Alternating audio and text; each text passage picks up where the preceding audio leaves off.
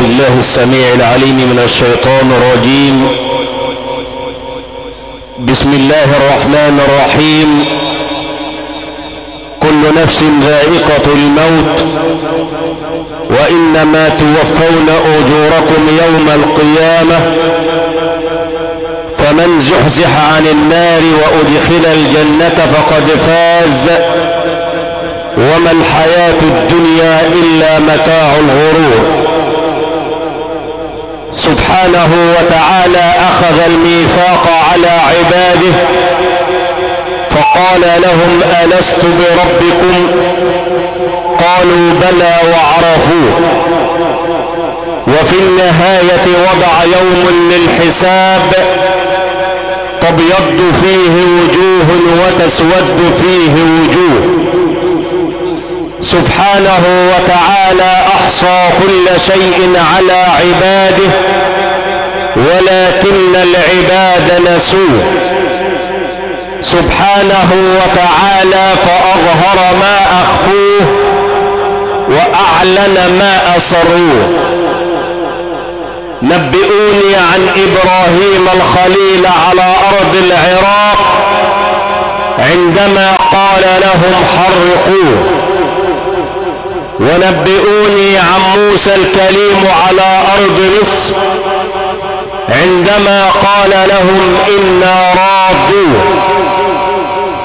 ونبئوني عنه عندما بشرت أمه بقوله تعالى: إنا جاعلوه. ونبئوني عن يوسف الصديق على أرض فلسطين عندما قالوا اقتلوا يوسف أو اطرحوه. ونبئوني عنه عندما أتته الفاحشة فسجنوه. ونبئوني عن عيسى ابن مريم عندما زعموا أنهم قتلوه فرد عليهم رب العزة قائلا: وما قتلوه وما صلبوه. ونبئوني عن المصطفى صلى الله عليه وسلم كيف شق صدره وبأي شيء غسلوه فرد عليهم قائلا: ما على العرش إلا الإله فوحدوه. اللهم صلاة وسلاما عليك سيدي يا رسول الله. الجمع الطيب المبارك أحييكم بتحية الإسلام. السلام عليكم ورحمة الله وبركاته. جئنا اليوم مشاركين عائلات السعدني في ليلة تكريم الوالد والمربي الفاضل الحاج خميس السعدني. كما أتوجه بخالص العزاء والمواساة إلى أخي فضيلة الشيخ أحمد محمد السعدني.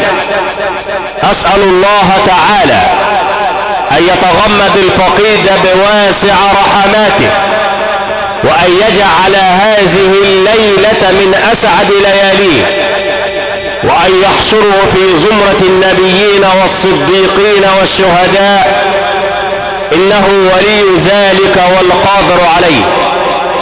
نبدأ بالذي هو خير. آيات بينات يتلوها علينا علم من أعلام دولة التلاوة بمصر والعالم الإسلامي وعضو نقابة القراء المصرية فضيلة القارئ الشيخ ربيع إسماعيل محمد خطاب. نسأل الله تعالى له بالتوفيق ولحضراتكم بحسن الاستماع فليتفضل مشكورا ومن الله مأجورا.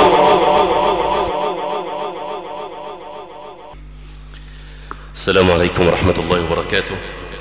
أتقدم بالأصالة عن نفسي وباسم ربيع إسماعيل خطاب مركز مدينة الرحمانية بتقديم واجب العزاء لجميع عائلات السعدني في وفاة الحاج خميس السعدني، سائلين الله عز وجل أن يتغمده بواسع رحماته. وأتقدم نتقدم بواجب العزاء لفضيلة الشيخ أحمد السعدني في وفاة جده، سائلين الله عز وجل أن يتغمد الفقيد بواسع رحماته وأن يلهم أهله وذويه الصبر والسلوان، اللهم أمين اللهم أمين.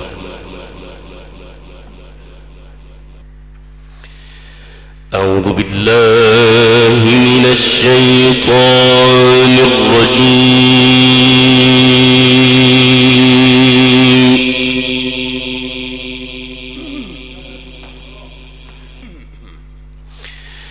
بسم الله الرحمن الرحيم.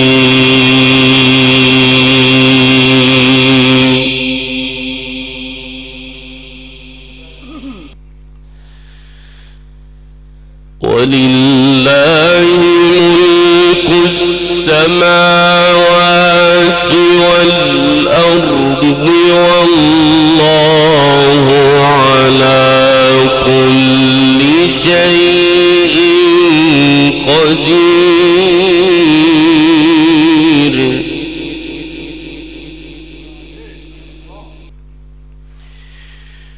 إن في خلق السماوات والأرض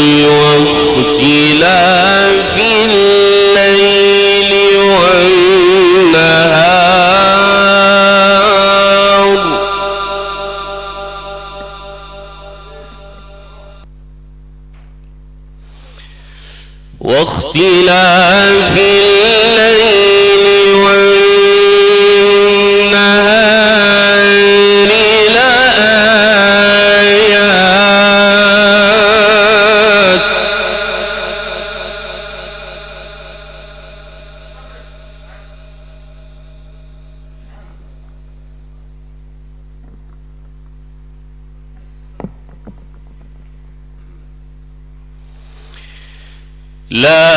لآيات لأولي الألباب الذين يذكرون الله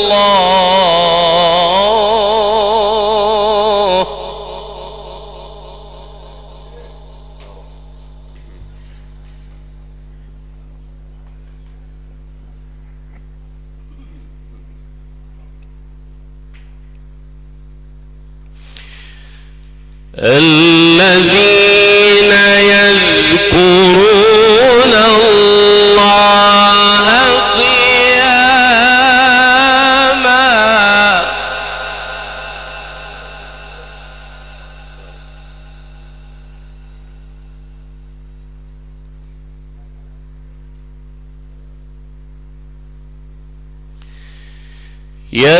يذكرون الله قياما وقعودا وعلى جنوبهم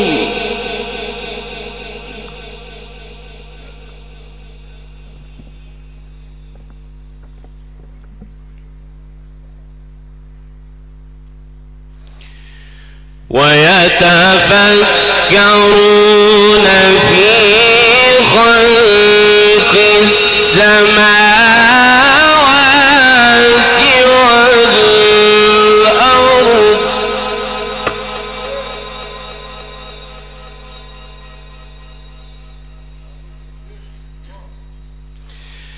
إن في خلق السماوات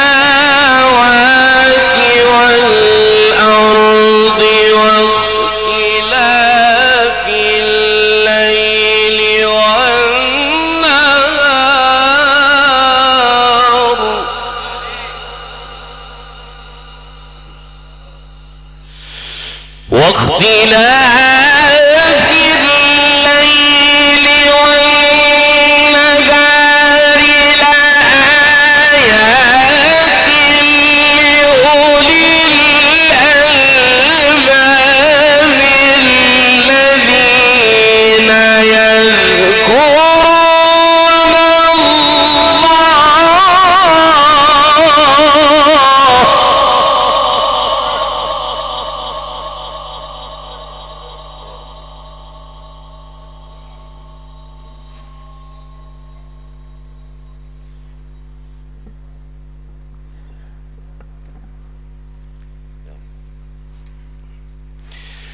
الذين يذكرون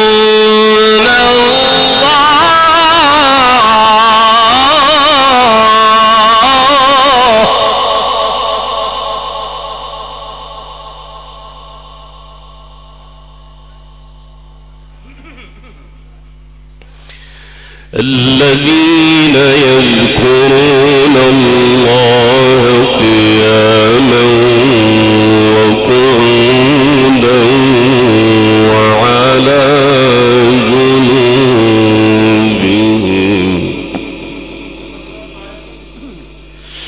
واختلاف الليل والنهار لآيات لأولي الألباب الذين يذكرون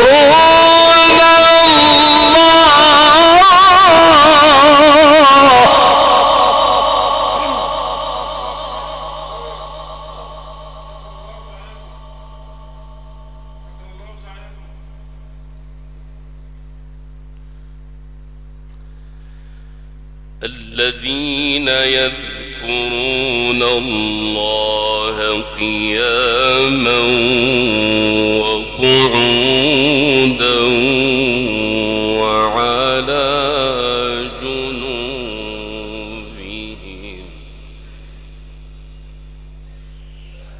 واختلاف الليل والنهار لآيات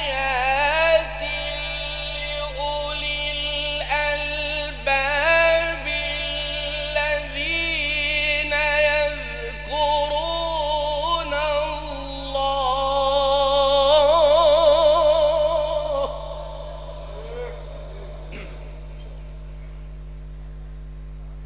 يا رب.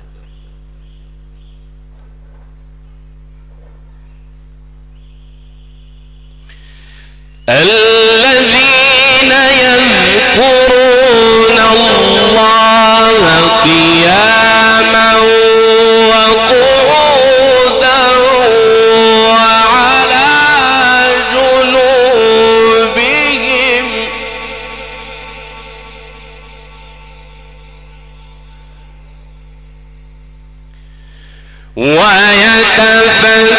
ويتفكرون في خلق السماوات والأرض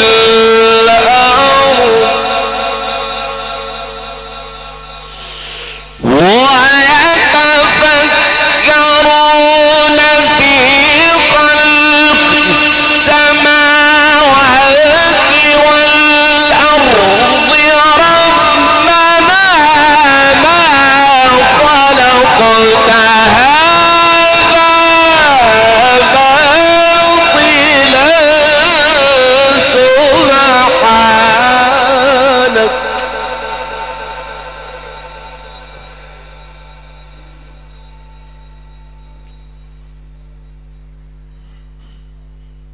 يا رب.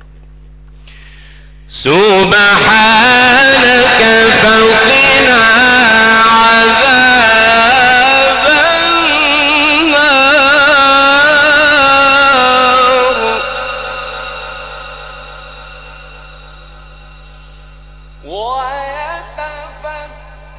ويتفكرون في خلق السماوات والأرض ربنا ما خلقت هذا باطلا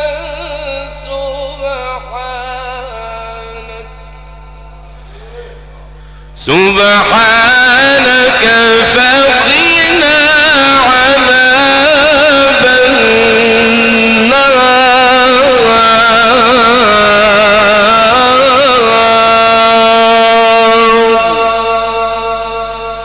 صدق الله العظيم.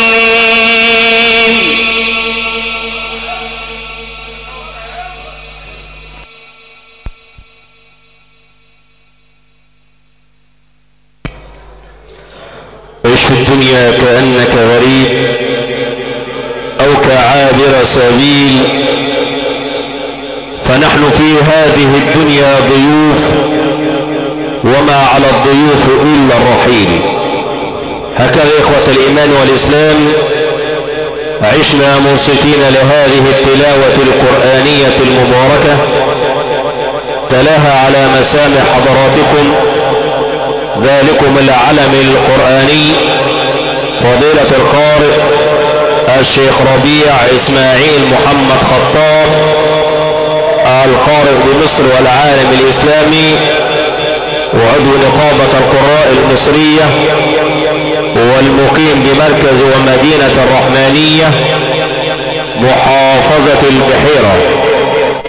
إمارة حديثة وقصور الضيافة الكبرى ركبت وجهزت بمعرفة شركة الوزير إدارة الحاج خليل سلامة، والمقيم بمركز ومدينة إتاي البارود، ونيابة عن عموم آل السعدني وأسرة الفقيد الراحل، شكر الله سعيكم جميعا والبقاء لله.